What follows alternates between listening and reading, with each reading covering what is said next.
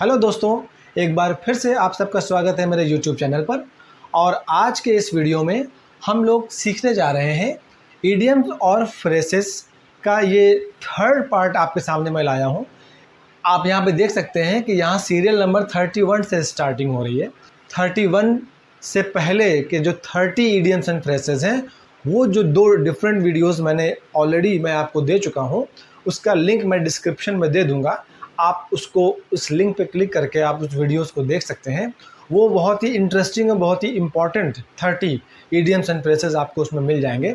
ये इसका third part है जिसका सीरियल मैं 31 से शुरू कर रहा हूँ।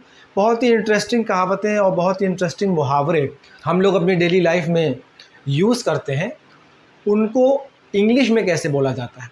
इस वीडियो को शुरू करने से पहले मैं सिर्फ इतनी बात आपसे कहना चाहूँगा कि मैंने आपको अपने पहले ही वीडियो में ईडियम्स एंड फ्रेसेस का जो फर्स्ट पार्ट था उसमें ही मैंने बताया था कि ईडियम्स एंड फ्रेसेस में जो हिंदी में कहावतें और मुहावरे होते हैं, उसको हम लोग जब इंग्लिश में लेके आते हैं तो कभी ट्रांसलेशन करने की कोशिश मत कीजिएगा कि उसमें जो लिखा है हम उसको ट्रांसलेट करने की कोशिश ना करें, क्योंकि इंग्लिश एक अलग लैंग्वेज है और हमारी हिंदी, हमारी मातृभाषा, ये एक अलग लैंग्वेज है। तो जो बात इसमें हम इस तरह से कहते हैं वो इंग्लिश में वही बात दूसरी तरह से कही जाती है, लेकिन उसका जो भाव होता है, जो उसका सेंस होता है, वो सेम होता है। लैंग्वेज अलग अलग है केवल। ठीक है, ये चीज़ अभी आप और अच्छे से समझेंगे।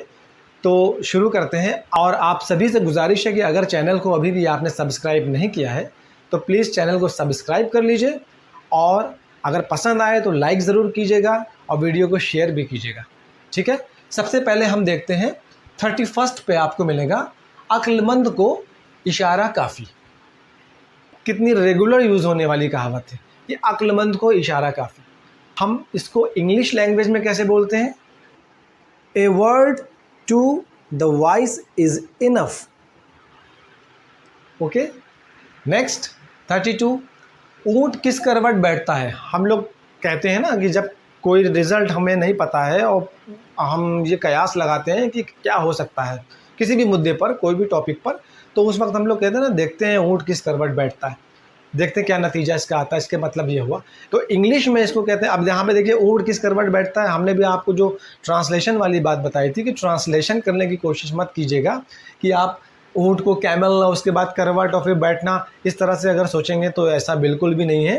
कहावत है, इंग्लिश में अलग तरह से, हिंदी में अलग तरह से। तो ऊंट किस करवट बैठता है, इसको हम लोग किस तरह से इंग्लिश लैंग्वेज में कहते हैं? See which way the wind blows. Okay, next, एक मछली पूरे तालाब को गंदा कर देती है। इस कहावत का अर्थ आप अच्छी तरह समझते हैं कि अगर एक बुरा व्यक्ति भी हमारे समाज में या सोसाइटी में है, या तो एग्जाम्पल क्लास का ले लें, अगर कि एक क्लास में सब पढ़ने वाले स्टूडेंट हैं और बीच में कोई एक शरारती बच्चा जो हद से ज़्यादा शरारत करता हो, अगर वो आ गया तो वो बाकी बच्चे भी उसको देख करके बुरी आदतें सीख जाते हैं। उस समय हम लोग कहते हैं कि एक मछली पूरे तालाब को गंदा कर देती है। ये सिर्फ मैंने एक एग्जाम्पल के लिए आपको बताया। तो इसको इंग्लिश में ये कहावत कैसे कही जाती है? A rotten sheep infects the whole flock. Okay, next, एक तंदुरुस्ती हजार नियामत। हम लोग सब जानते हैं हमारे स्वास्थ्य से, हमारे हेल्थ से बढ़ के कुछ भी नहीं हो सकता। इसलिए जब कभी भी बात इस तरह की आती है तो हेल्थ को लेकर के, स्वास्थ्य को लेकर के हम लोग कह देते हैं कि तंदुरुस्ती है तो सब कुछ है। अगर आपका शरीर फिट है तो आप सारे काम आसानी से कर लेंगे, कामयाबी भी हासिल करेंगे, अच्छे काम कर सकेंगे। तो इस कहावत को हम लोग इंग्लिश में कहते हैं हेल्थ इज़ वेल्थ। सबसे ईजी कहावत है, हेल्थ इज़ वेल्थ। ओके, 35 है एक ही थैली के चट्टे बट्टे। अब इस कहावत का अर्थ होता है कि ऐसे व्यक्ति जिनका स्वभाव लगभग एक ही जैसा होता है, एक जैसे स्वभाव वाले, यानी एक जैसे इंसान, तो उनको हम लोग बोल देते हैं एक ही थैली के चट्टे बट्टे हैं। इस कहावत को इंग्लिश में कैसे कहते हैं? Chips of the same block. Okay, next 36, कल किसने देखा है। कितनी आसान सी कहावत है। जब कोई फ्यूचर की बात ज़्यादा करने लगता है कि हम ये करेंगे, वो करेंगे, ऐसा होगा, वैसा होगा, तो आदमी ये कह देता है, कल किसने देखा है। तो इस कहावत को इंग्लिश में कैसे बोलते हैं? Tomorrow never comes. Okay, now 37, कांटा ही कांटे को निकालता है। बहुत इंटरेस्टिंग कहावत है ये। कोई बुरा व्यक्ति, भाई कांटा एक बुरी चीज़ का प्रतीक होता है, तो कांटा ही कांटे को निकालता है। कोई बुरा व्यक्ति ही किसी बुरे व्यक्ति को समाप्त कर सकता है या उसकी बुराई को मार सकता है, इस प्रकार से हम कह सकते हैं। तो कांटा ही कांटे को निकालता है, इस कहावत को हम लोग इंग्लिश में कैसे कहते हैं? One nail drives out another. Okay, now 38, कर भला तो हो भला। ये हम लोग बहुत अक्सर यूज़ करते हैं, कर भला तो हो भला। बहुत पुरानी कहावत है कि भाई भलाई करोगे तो आपका भी भला होगा। इंग्लिश में कैसे कहते हैं? Light reflects light. Okay, next, गुड़ खाए गुलगुले से परहेज। अब जब कोई व्यक्ति किसी एक काम को कर रहा है और उसी से जुड़ी कोई दूसरी बात है और उसमें वो आनाकानी करता है, ठीक है, किसी एक विशेष बात को मान रहा है, कर रहा है, लेकिन उसी से ही जुड़ी हुई कोई दूसरी चीज़ है, उसमें वो अगर आनाकानी करता है या उसे कहता है हम इसको पसंद नहीं करते, तब हम लोग कह देते हैं वहाँ पे, वाह गुड़ खाए और गुलगुले से परहेज। तो इस कहावत को इंग्लिश में हम लोग कैसे बोलते हैं? To swallow a camel, to strain at a gnat. Okay, now 40, गरीबी में आटा गीला। अब गरीबी में आटा गीला का मतलब मुसीबत तो थी ही और मुसीबत उस पर आ गई, मुसीबत पर मुसीबत आना, गरीबी में आटा गीला। इस कहावत को हम लोग इंग्लिश में कैसे बोलते हैं? Misfortune seldom comes alone.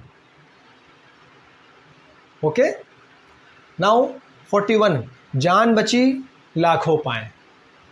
कितनी आराम से ये चीज़ हम लोग बोल देते हैं जब किसी बड़ी मुसीबत से निकल के बच के आ जाते हैं।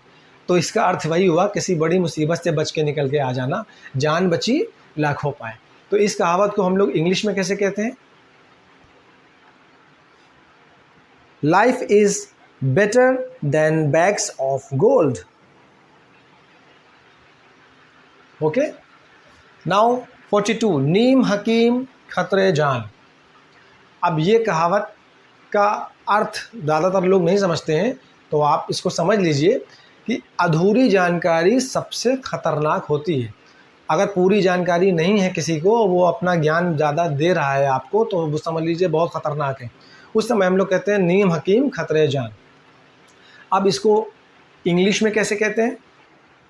A little learning is a dangerous thing. अब देखिए इंग्लिश में इसकी जो मीनिंग बनी वो लगभग वही बात है जो इसका मतलब हिंदी में बन रहा है। ओके, नाउ 43, ना नौमन तेल होगा ना राधा नाचेगी।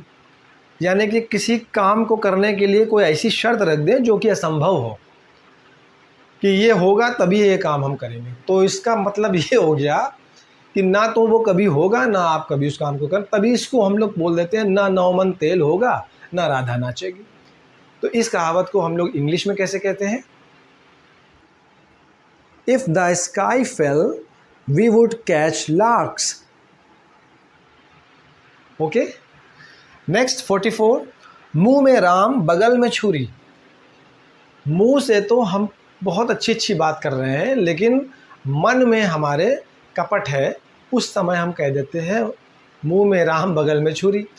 बहुत से व्यक्ति ऐसे होते हैं जो मुंह से तो बहुत अच्छी बात बोलेंगे आपके सामने, लेकिन उनके मन में कपट होगा, वो मन में आपका बुरा करना चाहेंगे, तब उस समय हम लोग कहते हैं वाह वाह मुंह में राम बगल में छुरी। इस कहावत को इंग्लिश में हम लोग कैसे कहते हैं? A wolf in sheep's clothing. Okay, now 45, लोहे को लोहा ही काटता है। अब ये जो कहावत है इसका मतलब ये है कि कोई शक्तिशाली व्यक्ति ही किसी शक्तिशाली व्यक्ति को सामना कर सकता है या उससे निपट सकता है। उस समय हम लोग बोलते हैं लोहा ही लोहे को काटता है। इस कहावत को हम लोग इंग्लिश में कैसे बोलते हैं? Diamond cuts diamond. जो बात मैंने वीडियो के शुरू में बोली थी कि हमें ट्रांसलेशन यहाँ पर नहीं करना है। इडियम्स एंड फ्रेसेस हिंदी में जो कहे जा रहे हैं वही जब इंग्लिश में आते हैं तो ट्रांसलेशन नहीं करना है। अब यहाँ लोहा लोहे को काटता है, लोहा अगर आप ट्रांसलेशन में जाएंगे तो आप बोल देंगे आयरन कट्स आयरन। लेकिन यही कहावत जब इंग्लिश में बोली जाती है तो वो बोली जाती है डायमंड कट्स डायमंड। ठीक है, क्योंकि लैंग्वेज अलग है इसलिए उसको इसी बात को उस तरह से बोलते हैं। भाव इसका वही है, सेंस इसका वही है। ओके, नेक्स्ट 46, 900 चूहे खाकर बिल्ली हज को चली। अब ये कहावत तो आप सभी लोग जानते हैं। कोई व्यक्ति पूरा जीवन गलत कार्य करता रहा और गलत काम में इन्वॉल्व रहा और फिर वो अच्छा बनने का ढोंग कर रहा हो तो उस समय कह देते हैं 900 चूहे खा के बिल्ली हज को चली। तो इस कहावत को हम लोग इंग्लिश में कैसे बोलते हैं? The fox turns monk. Okay, तो उम्मीद है आपको वीडियो पसंद आया होगा। और ये सारे इडियम्स एंड फ्रेसेस और इससे पहले के जो 2 वीडियोस मैंने और इडियम्स एंड फ्रेसेस पे दिए हुए हैं वो अगर आप देखेंगे तो आपको बहुत हेल्प मिलेगी अपनी बेसिक इंग्लिश स्पीकिंग की स्टार्टिंग के लिए। तो मुझे पूरी उम्मीद है आपको वीडियो पसंद आया होगा।